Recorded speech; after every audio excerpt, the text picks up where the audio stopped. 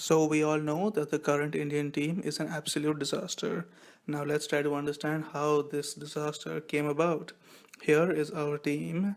Only three of these people were involved in the 2011 winning campaign. Now you can see this team of 2011 looks just far better on every level. Now let's examine the winning combinations before. Australia found a winning combination in 1999 and kept it till 2007.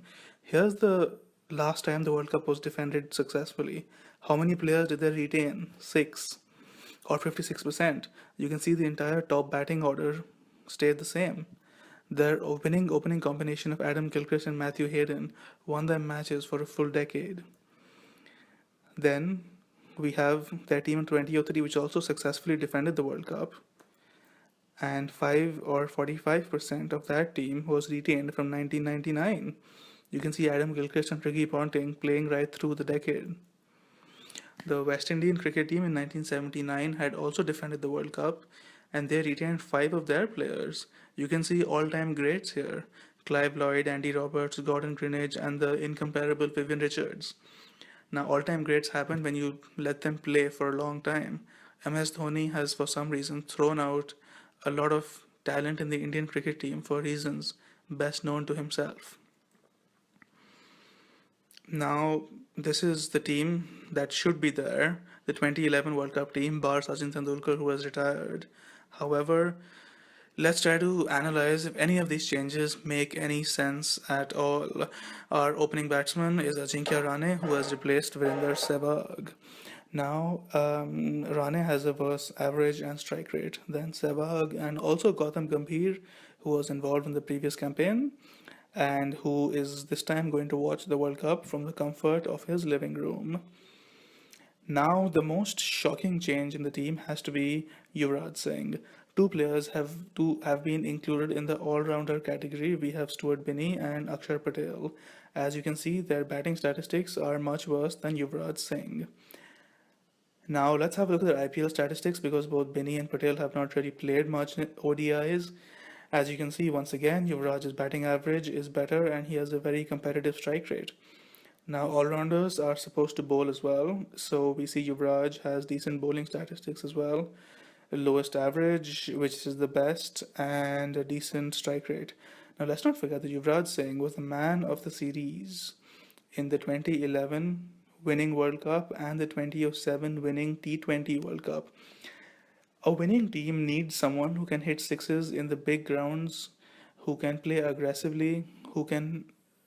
I mean, Yuvraj Singh bowled 10 overs in every match of the 2011 World Cup.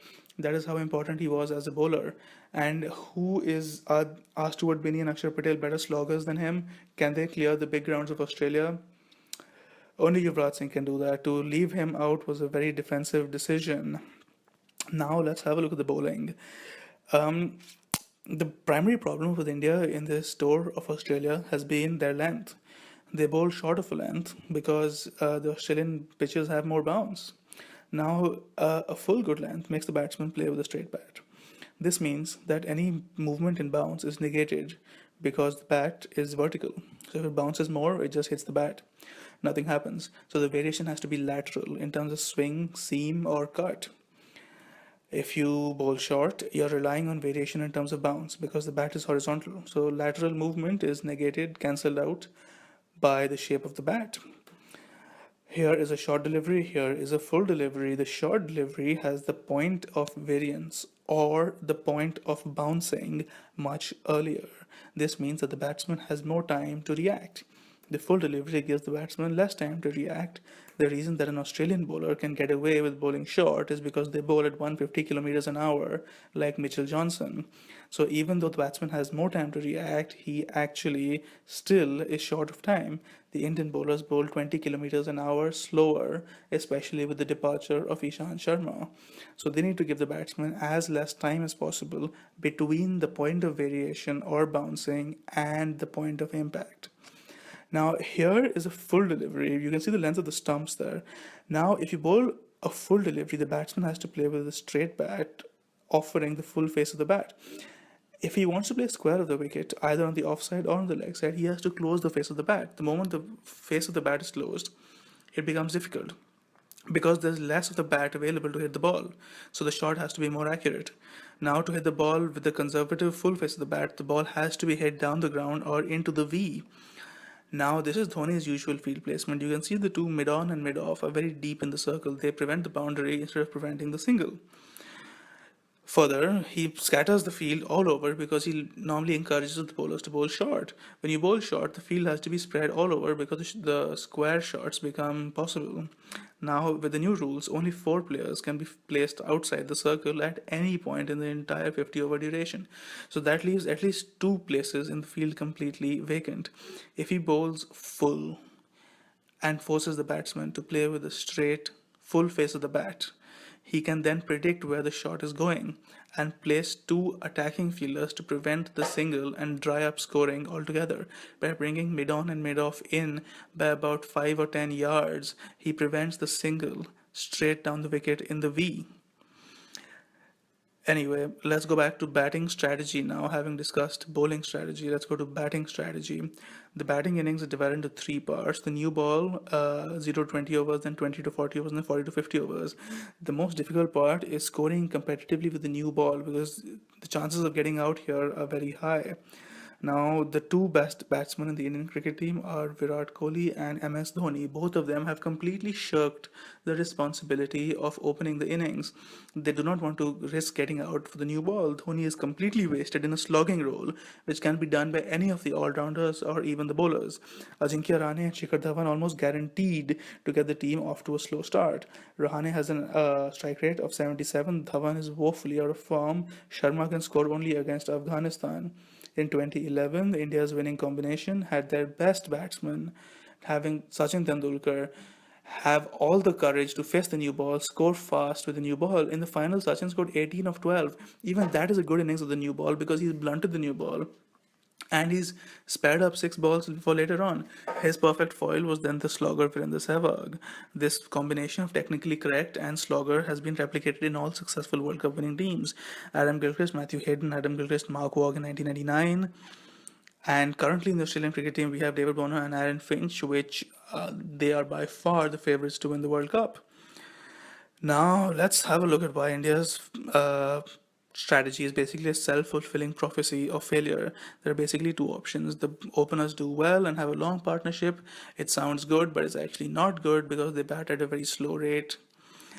And the plan A is then after the long partnership, Kohli and Raina up the run rate, Dhoni Jadeja come into slog, but thanks to the slow opening partnership, the total really doesn't go beyond 300.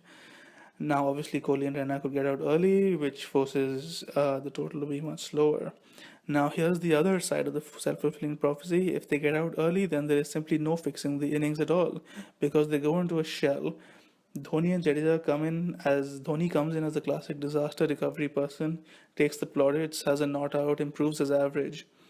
But the team really, in under any scenario, cannot get more than 300 runs. Look at the Australian prophecy from the decade prior, basically the decade from 2000 2010. Gilchrist and Hayden would come in and slog right from the beginning. This would open up the opportunity to get a big score because Ponting and Clark could continue their aggressive rate as seen in the 2003 World Cup final when they got 359 runs. In the 2007 World Cup final, they got 260 in 38 overs. So they have the option of scoring a large number of runs. The moment you have defensive openers, the Indian team is finished immediately. Now let's have a look at the current batting order. Dhoni is completely wasted as a disaster recovery person. Ravindra Jadeja comes in too late to make an impact, and the openers are guaranteed to make a slow start. Let's have a look at the best World Cup combination ever. They won the World Cup after winning every match and without being challenged for even one match. We had the perfect combination of the technically correct person to start, Matthew Hayden, and the slogger, Adam Gilchrist. Then we have the run accumulator, Ricky Ponting, middle over risk taker, Andrew Simons. Michael Clark is the perfect disaster recovery person. Shane Watson, with his physical strength, can come in as a slogger, and Michael Hussey is the ideal finisher. Now, without any surprise, we will see that this combination was actually perfectly replicated in 2011. technically correct and best batsman Sachin Tendulkar faced the new ball. The slogger was Virender Sehwag. The run accumulator Gautam Gambhir. Virat Kohli played a very good role in the final of taking risks. Then we had MS Dhoni to do the disaster recovery, which again I think he's wasted here, but it's the role he somehow selected for himself. And then we have the sloggers Yuvraj Singh, who's one of the best sloggers in the entire world, and then Suresh Raina. Now, if you apply that order to the current team, you will see that Jadeja comes up right to the top as a technically correct batsman. Dhoni can take the place of Adam Gilchrist, the slogger wicketkeeper. Virat Kohli is a run accumulator. Raina can do the middle over risk taking, which he's likely to do anyway, likely to come in at number 4. Ajinkya Rane has to go from the top of the order to number 5 all of a sudden because I think his talents are best suited for disaster recovery rather than creating the disaster. And we have the sloggers in Shikhar Dhawan and Stuart Binney, who are simply incapable of coming up the order. To put in a nutshell, when Australia bat, they try to get 350, and then they're willing to go with the sad outcome of 150. However, they set the targets high. This is an aggressive tactic. India has a defensive tactic. They first try to get a minimum of 200 and raise it to 300.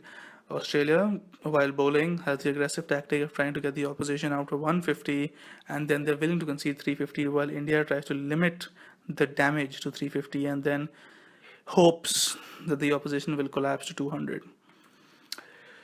Sun Tzu, the Chinese philosopher on the art of war, had said that the war is always won before it is fought. Well, India has already lost this war.